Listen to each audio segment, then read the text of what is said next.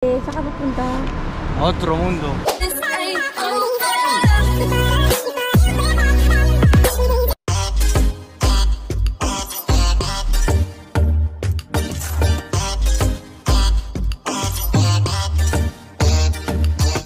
Morning, Ebe. Saan ka pupunta?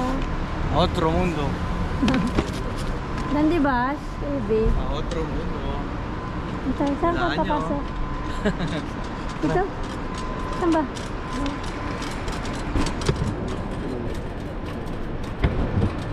Morning. Ito na kami sa Amerika. Ang lamig. Terminal 4. Magkano binayaran mo, be?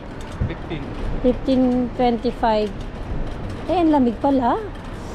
Senador. Pwede tumawid dyan.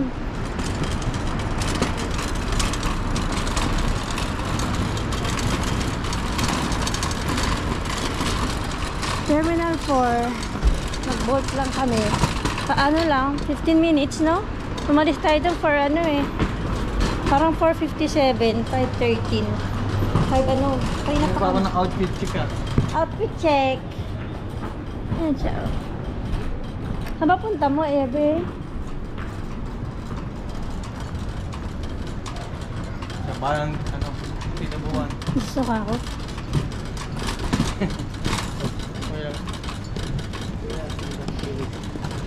Ito yung pakita mo.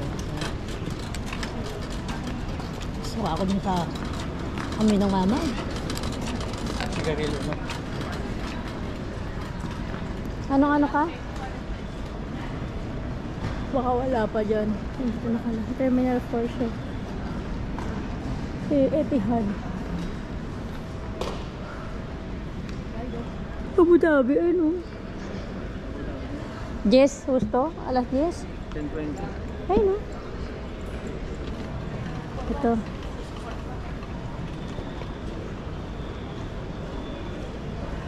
EY flight. Kaya mag-check in 7:20 to 7:28. Eh, masayo? Oo. Tapos ang ano mo, ay hindi pa nakalagay dyan. 7:20, tama. 7:20, 7:20. Ito yung check-in ko. Sige na, yan naman na yan. Tara. 7:20, 7:28.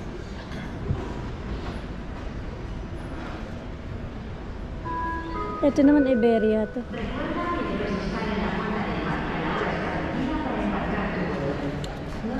Check-in na ako.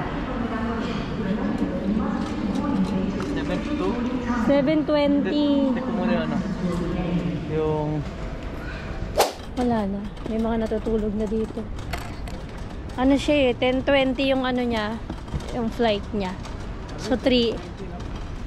Oo. 3 AM pala nag-alarm na ako. Malapit lang, parang 10 minutes, 15 minutes lang yung ano. 57. So almost wala pang 15 minutes yung ano, pa nag-taxi.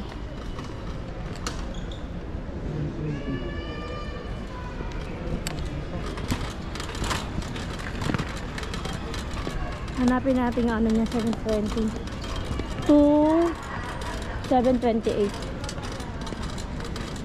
Time check 5:50.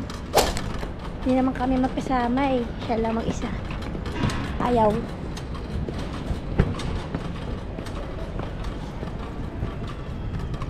Paano ba mag-metro mamaya? Antayin ko, hindi, anin ko na lang. Ay, Terminal 4 pala to. oh, wala metro to? Ay, meron. Lalakad ka. Hanapin ko na lang mamaya. Ayun, yung metro. Sa baba. Oo.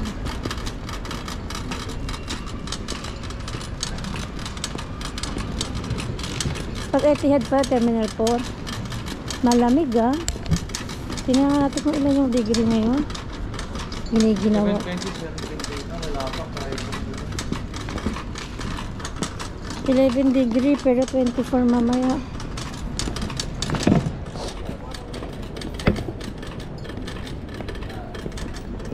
Ay, ano yun mga yun?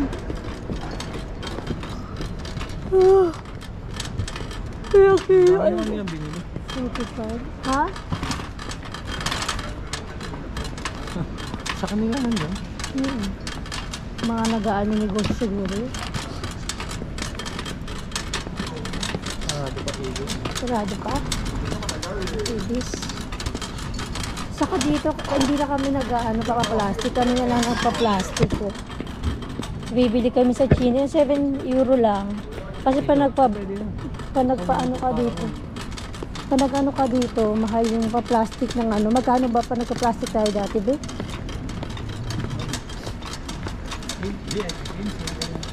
Ha, ebe? Nakapatay lahat to. Yung mga katamay. Patay. Hindi ka pwede magtimbang.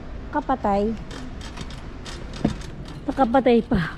Pero pag may mga ilaw yung mga ganyan, pwede mo itimbang.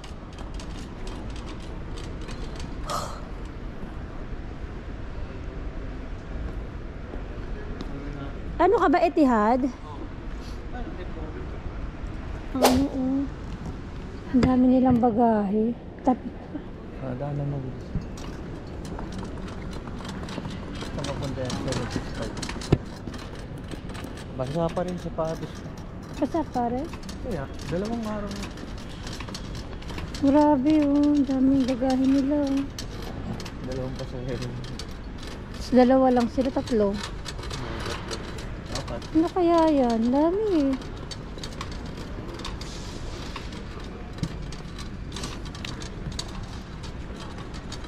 Ba't lumalayo tayo sa ano mo, be? Tingnan ko kung may nakapagtimbangan. Yung iba dito na natutulog. Yung iba siguro ano, inaantay nila maaga silang umalis. No, be, no? Tingnan natin kung anong airline yan. Kasi kunyari flight mo, ano, kailangan 4 hours before, nandito ka na sa airport. In case na may magka-problema ka, ganyan. Mas maganda na yung maaga ka para hindi ka nahagol. Tapos, hindi mo pa alam kung saan ka, ano. Minsan nagkakaproblema, minsan nadidelay, minsan masyadong ano. Di ba, be? Ayun, nakalagay niya yung mga ano. Charge mo na yung mobile mo. Saan ko charge? Ano na yung mga ano mo? Ano yung ma-advise mo sa mga magbabayahe? TV. Ano? Maaga lagi. Yun lang, maaga sa kompleto. Presence of mind.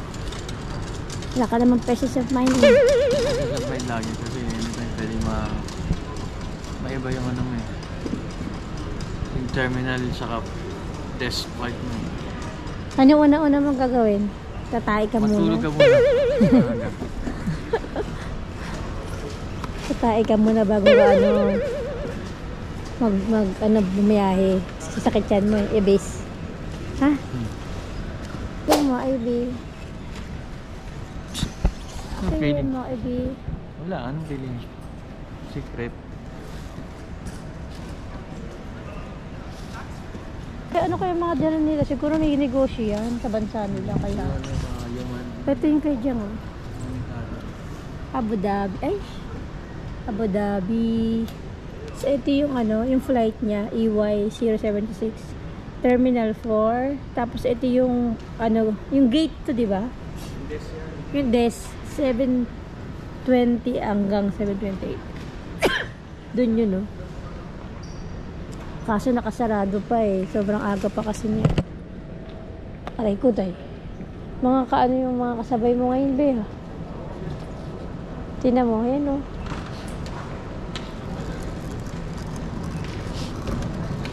Pero sila nag-plastic niya. Pinaplastic yata nila dito, no? Ano, be? Speculative. Ha? Hirap kami nung open na ano, timbangan para matimbang na namin. Pero ilang timbang mo? 45? 7 kilo yung hand carry. Tapos ito 45. Tinimbang namin 24, isa 21. Kahusto lang.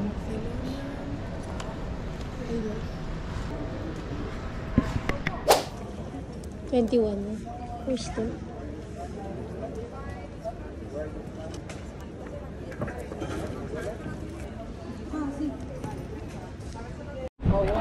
Ayan, nag-check-in na siya.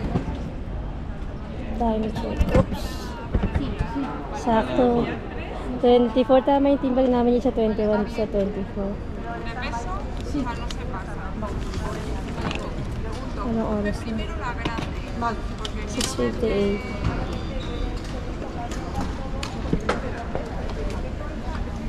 Dami rin pasahero.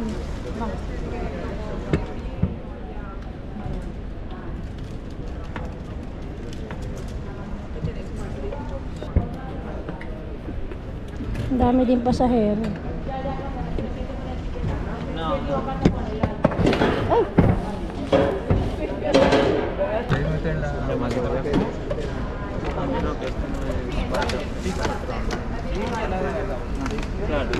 Nasa palta?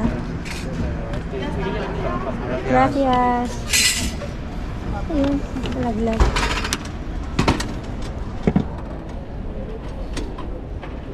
Ayun na. Dito pwede nito? Hindi, dadaling ko. Tapos na. Ako na muna yung ako na magaan. Ito itong one boarding pass na to. Hanggang ano na to. Dalawa na to. Hanggang? Ayun. Madrid, Abu Dhabi, Manila. Ito na yung gagamitin ko sa dalawa. Kailangan itabi mo yan. Lagay mo sa lagayan mo, baby. Saan tayo?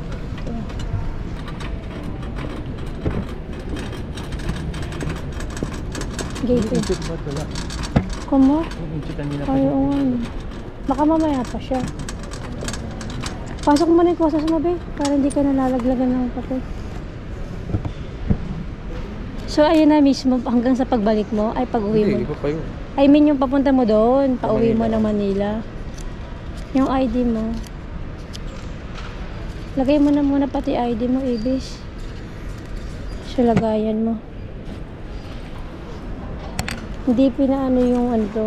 Gusto sana namin papasok yung hand carry niya, pero bakit daw, be? Siguro, wala nang space.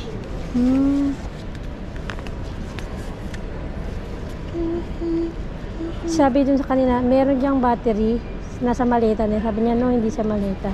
Sa ganito, sa hand carry lang. Bawal kasi yun. Pumuputok kasi yun. Puto ko hindi mo kayo masapit. Alam ayun, kakatapos niya lang. Hindi, kakatapos na mag-check-in doon. Pinapapasok sana namin to kaso hindi na daw. Nahawakan na lang daw. Madami din eh. Oo, dito, Sobrang aga. Ang tagal nila. Dumating yung mga sakto pala alas 7 nag-open yan. Sumobal ang aga namin. Kasi mga tayo dito doon. Ha? Hanapin mo muna yung boarding gate. Hindi, ang boarding gate pagkapasok mo dyan sa loob. Ay, na boarding gate yung hinta. Dito, oo, dito nga. Ito na nga. Pumasok na ito? Ang aga pala. Aga pa eh. Ito na pala. Ito lang pala, kalapit lang. Ito na, oh. Ano ko lang yung boarding pass ko dyan. Pasok. Saka online na yung boarding pass, pero binigyan na siya ng papel hanggang papunta na ng Manila yun. Isang papel na lang yung ibigay. Pero ilan yung iba na isa yung sa mismong online, nandun na lahat, nakalagay na din lahat. Pero kung bibigyan pa rin siya ng pinaka Boarding pass. Boarding pass. Dito pa rin yung boarding pass. Bawal mag-ano dito, mag-video eh. Hindi makikita. Tapi mo na tayo bago pumasok. Hindi ka na makapasok dyan. Ha? Tapi mo na tayo. Ano numero yung gate mo? Gate 27. Malapit ka lang pala. Siya doon. Pag doon ka na sa loob, mas siya. Down sa daw parang. Ha? 7. Alas 8 pasok ako. Hahanapin mo pa yung ano mo, hindi. Dali lang yun. Ito pala, oo. Hindi ko maalala. Dito rin ba tayo pumasok no? Ay, oo, itong machine na to. Daming pasahero, grabe, no? Gate lang naman yun. Gusto mo muna magutong ka? Ikaw? Tagal ka pa. Hindi, hindi na ko, Ayoko. Baka matay ako kung nagkabi ako. Yung time check. 7:40 na. Hintay ko lang siya mag-check-in, tapos umalis na ako. Dami na, hintay ko siya hanggang sa yung mga gamit niya. So, pero sa sobrang daming tao, hindi ko na siya makita. Kaya yun.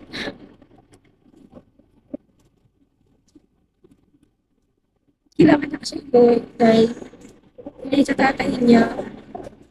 Kailangan kasi ng tatay niya kasi hindi sa akin ng tatay niya. Hirapan ako namin yung metro sa pinakababa pa lang. Sobrang dami ng tao. Dumatay kami doon ng 5:13.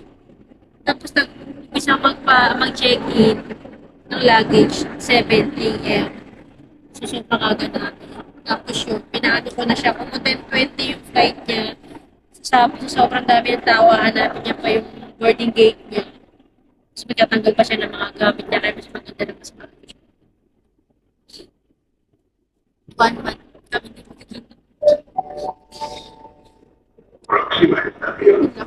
Next station.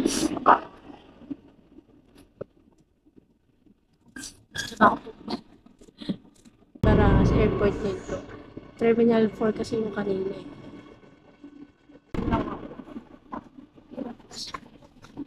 Dito na ako sa Pavones. Dito ako nakasakay ng bus eh. Pero bago ako umuwi, 8:27. Dadaan muna ako dito sa ano. Dito kami sumasakay ng bus pa uwi. The first time na hindi ko kasama si Jang. Wala na magluluto. Hindi ako marunong ako magluto pero ano, hindi ako masarap magluto. Hindi ako masyadong marunong magluto. Alam ko lang yung mga simple. Kaya, yun. Wala na mag-prepare ng pagkain namin. Naka-promotion. Masarap yung mga pinapay dito. Bibili ako ng mga bandeha. Yung bandehan nila dito sa Lidl. Medyo ano dito, may madaming mura dito, madami din ano. So, isang buwan siyang wala. Ay namin ako, hindi talaga ako nagluluto. Sobrang swerte ko dun sa asawa ko. Naiyak na naman ako. Kaya, hindi ko kasi alam kung ano lulutuin eh. Siguro yung mga anak lang siya lang naman. Kaya madadayat kami ng di oras. Kaya wala yung namin. Bago siya umalis, nag-fly. Nag-prepare muna siya kapag gumawa siya ng lumpia. Lumpiang Shanghai. Nag-ano siya nung parang giniling pang burger. Tapos nag-adobo siya kahapon ng baboy. Pero hindi lang kasi yung adobo. Tapos meron doong isda. Yung dorada, parang tilapia. Nilagyan niya ng 4 isang peraso. Ang alam ko, nilaga, ganyan. Nilagang baboy. Pork chop. Parang pork steak ba yun? Hindi ko tuloy alam kung anong bibiliin ko.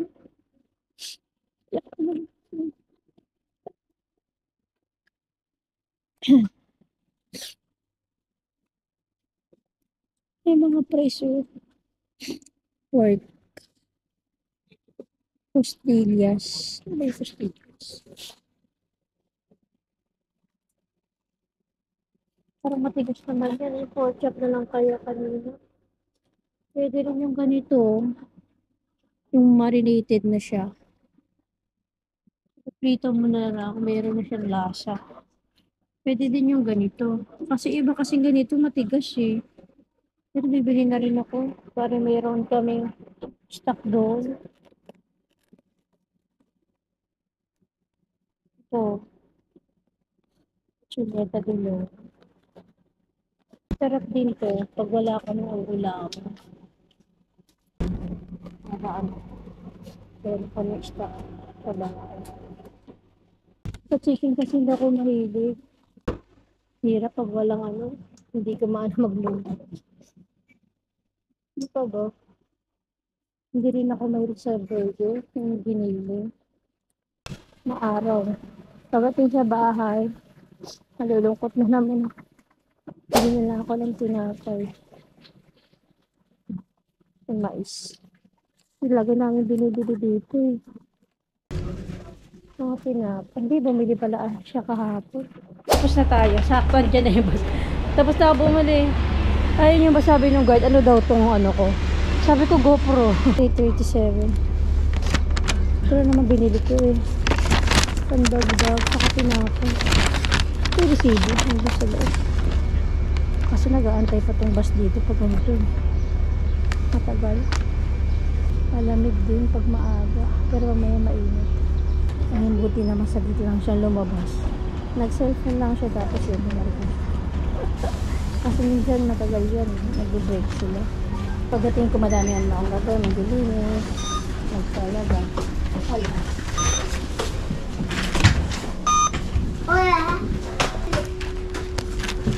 Airport. Abangan na ako. Sila kayo.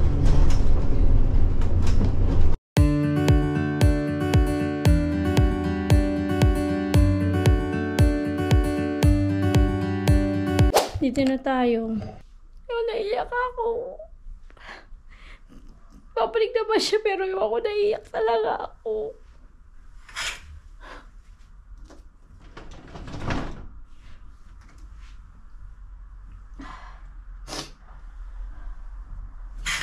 Kasi ngayon na lang ulit kami nagkayumay ng ganito katagal. Importante naman yung ano niya kasi mas kailangan siya ng tatay niya doon. Kasi may sakit yung tatay niya. Siyempre, napaka-selfish ko naman kung ano. Pero, pasensya na, naiyak talaga ako. Kasi kami malakas naman kami dito eh. Importante yung presence niya. Kasi yung papalakas sa tatay niya. Pero, pasensya na kayo. Ganito lang ano lang to. Hindi na kasi ako sanay ng wala siya dito. Paggabi, na kami natulog. Kasi medyo pinalansya ko pa yung damit niya. Hindi ko na binidyo yung pag namin na maleta. Kasi kahit nga yung sa pagpunta sa airport, di ko na sana bibidyohan. Pero, ko na lang din. Tapos umiiyak na ako doon. Normal naman yun kasi airport yun. May mga umiiyak din naman. Yun lang, pag nasa metro ko naiyak ako, siyempre mas nakakaya. Iiyak ka doon kasi nasa metro ko, baka sabihin ng mga tao. Kaya naman namin, at least malalaki na yung mga anak ko. Tanga lang ka talaga kung ano. Basta, hindi ko alam. Hindi lang talaga ako sanay nang wala yung asawa ko. Parang kulang. Pero, alam ko naman para ano yun. Makakabuti yun para sa papa niya. Sana gumaling na yung papa niya. Kailangan talaga ng papa niya ng presensya niya. Kawawa naman. Ayun. So, mag-umpisa ang buhay namin ngayon. Kami lang. Yun lang, inaano ko lang. Hindi dahil po wala kami tagaluto. Siyempre, iba kasi yung pag kompleto kayo. Naiyak lang talaga ako. Yung, umpisahan ko na yung napakita ko sa inyo yung ginawa niya. Nag-prepare muna talaga siya bago siya mag-flight. Talagang hindi niya kami pinabayaan. Talagang ayaw niya kaming magutom.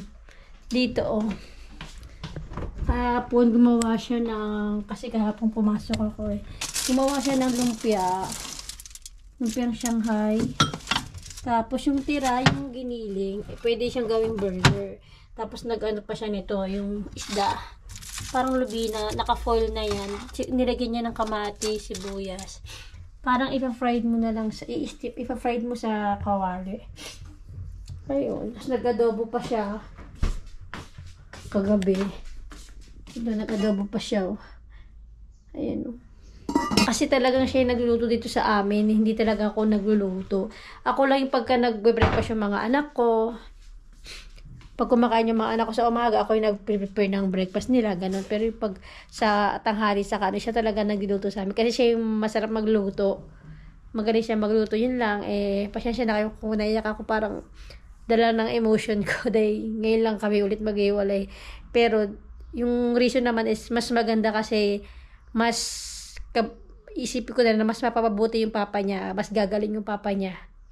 Mas kailangan siya ng papa niya doon, kaya maganda naman ang yung reason kung ba't siya uuwi ng Pilipinas. Saka yun, sana lang gumaling na tuluyan yung papa niya, makarecover na siya agad, lumakas na siya, ayun, manumbalik na yung dati niyang lakas niya.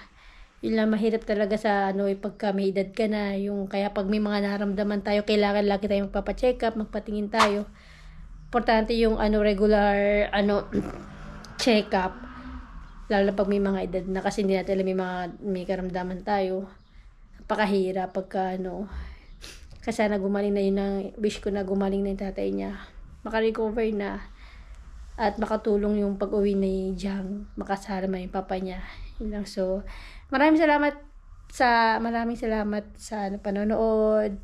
Sana lagi kayo nandyan at makita-kita tayo ulit sa next video ko. Thank you. Bye!